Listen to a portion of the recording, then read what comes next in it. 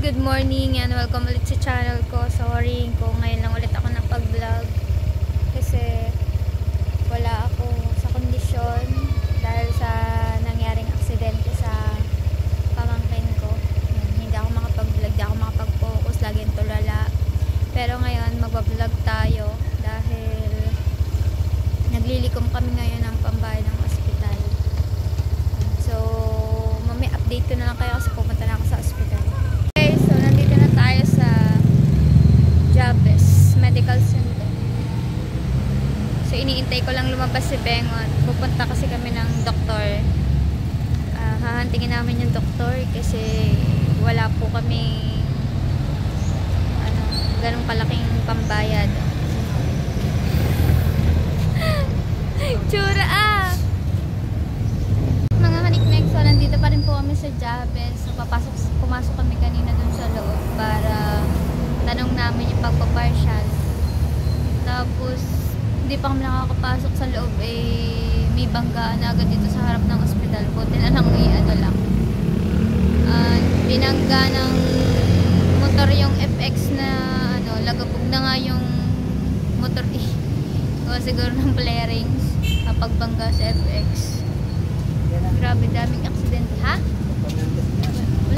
Kakatuwa. Ano yan kuya? Dito mismo yung na-aksidente. Tricycle. Wala, hindi makontak. Oo, kakaawat tricycle. Parang ano nagpagulong-gulong. Bakit ganyan ang bubong? Paano bang pagkabangga niya sa likod? Binangga siya.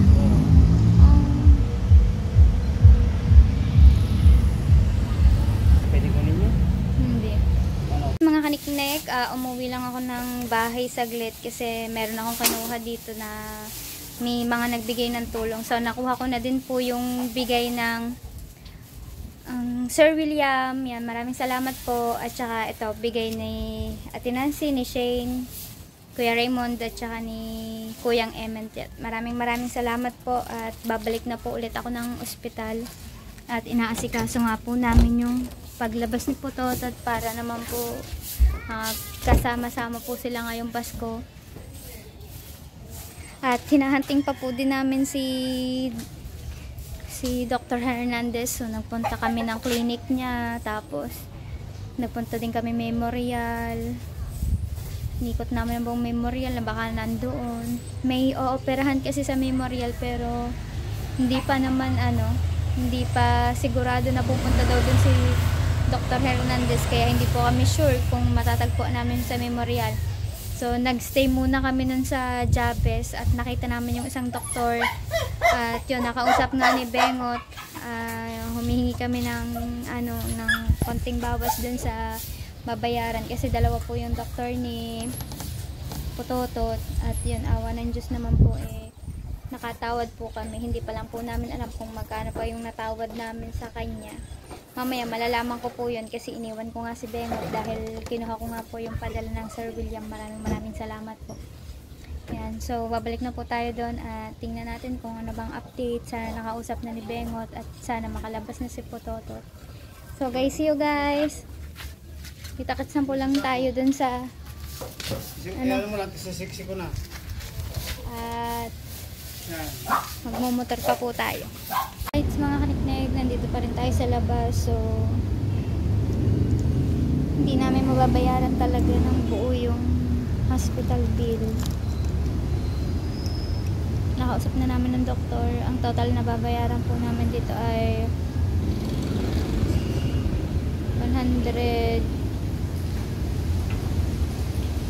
122,000. So ang meron lang po kaming naipon ay 91. Yun na nga lang laman ng wallet, pero ang kailangan namin bayaran para sa partial ay 94.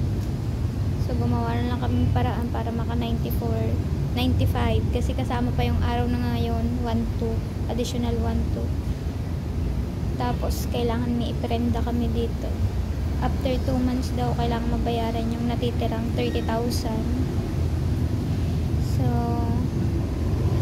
ipeprenda ko na lang po muna yung motor na PCX. Kasi wala naman kaming ibang pwedeng iprenda dito. Dapat yung yung Mio ko, yung green ang ipeprenta ko, pero expired yung rehistro. Hindi ko alam na expired na, or baka naiwan ko lang yung aking rehistro. Hindi ko alam kung saan ko nalagay yung nandun yung dati pa.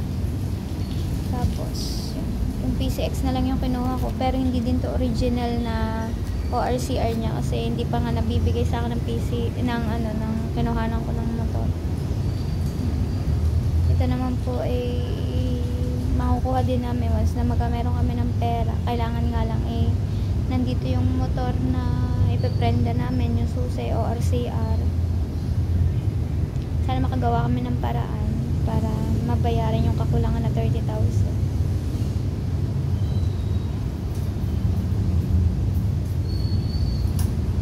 Sa lahat po ng tumulong, maraming salamat po. Sir Medina, maraming salamat po. Napakalaking tulong po nang naibigay nyo kina Tio Kabalin, Ate G, Sir Fred, Tabilma, Tito Bobby, at sa iba pang nagbigay. Hindi ko na po kasi alam kung sino pa, sina Amoy Paksiw. Yun po yung nalalaman. Maraming salamat po sa inyong lahat. Kung di ko man po kayo mabati dito, mapasalamatan, ulitin ko po ulit yun sa aking next vlog para malaman ko kung sino yung mga nagbigay ng tulong para sa pamangkin ko. Maraming salamat. Merry Christmas po. Nakakayak po kasi dito kung hindi sila magkakasama ngayong Pasko. Dito sila magpapasko sa ospital, kaya pinilit po namin ilabas ang bata kasi gustong-gusto na talaga niya umuwi. Nahihirapan siya dito sa ospital. And sir, really maraming salamat po. At saka kina Tinansi, nagpaabot ng tulong kanina si Tinansi at Shane, si Raymond Sinisa, at saka si Kuyang M. Maraming salamat po sa inyo.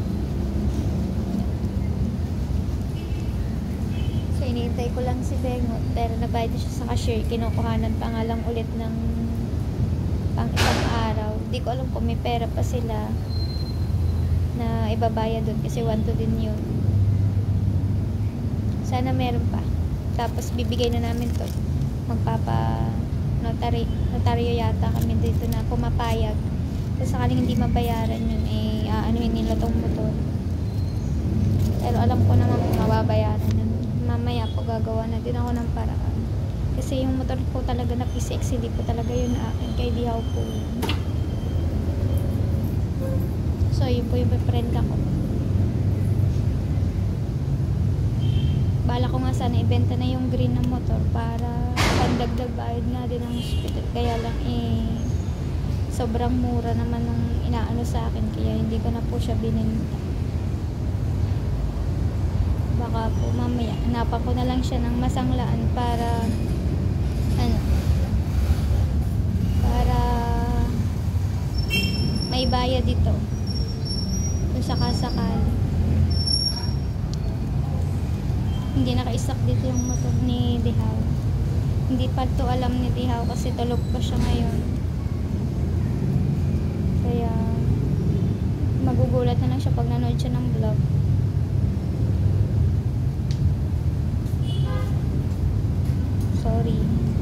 Sorry kay Dihaw. Ginawa kong paprenda yung motor mo. Sabi ko sana naiintindihan mo ako kasi nalulungkot din ako na kung hindi makakalabas si Tutoy dito sa ospital, nakakaawa. Gusto na talaga niyang umuwi.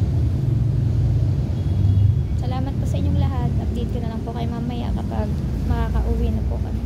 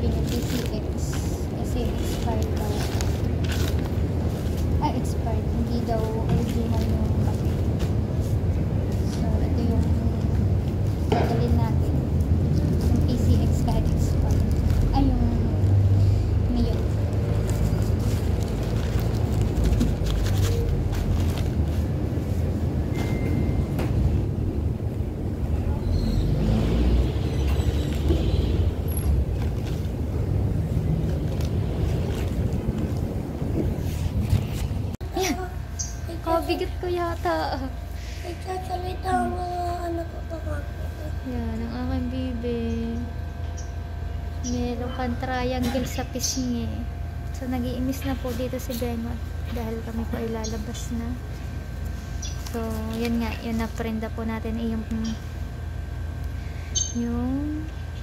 MIUI dahil ayun po ay ang ORCR po niya ay original. Tapos may pinirmahan ako doon na kapag hindi namin na-settle yung 30k within 2 months ay babalik ako dito at pwedeng madala sa sagada pag hindi ko siya nabayaran. Tapos every year ay may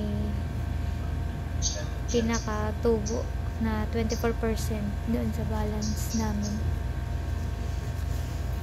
Makakaya namin yan. Tiwala lang. Na, bebe na. Kaya natin yan na. Makukuha din natin si Green na. Mababawi natin na. Basta papakabait ka na ha.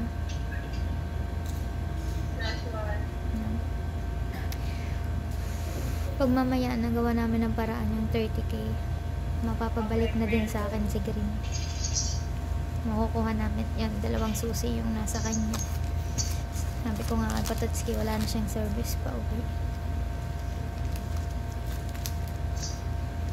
2 susi. Basta importante, lalabas na si Tutoy.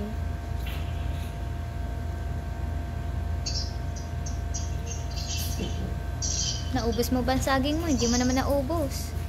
Dami-dami ko kasing binili. Guys, ayun na sila. Sasakay na sa tricycle. Bibigay pala sa guard yung kaparasong papel. Mamumura daw kami.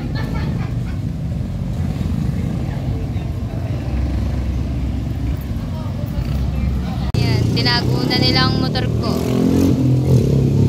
Babalikan ko yan. Madami pala. Nagpe-prenda. Bawal ka magtagal dyan. Kailangan ka namin.